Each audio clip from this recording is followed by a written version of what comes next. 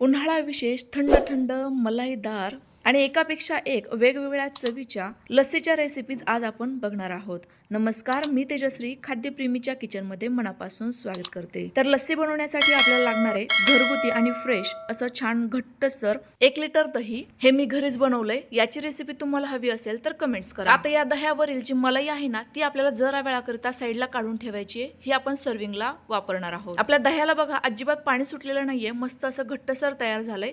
हे मी एखाद्या खोलगट भांड्यामध्ये म्हणजेच मटक्यामध्ये काढून घेतलं. 1 लिटर दह्याकरिता पाऊण कप म्हणजेच 275 ग्रॅम साखर आणि 4 ते 5 विलायची मिक्सरला फिरवून घेतली. तयार झालेली वेलचीयुक्त पिठी साखर लगेचच दह्यामध्ये घालायची आणि हे दही छान असं एकसंध होईपर्यंत फेटून घ्यायचं. खूपच चविष्ट आपला असा हा लस्सीचा बेस तयार झालाय. कन्सिस्टन्सी बघा अगदी परफेक्ट आली आहे. आता आवडत असल्यास तुम्ही यामध्ये बर्फाचे खडेही घालू शकता.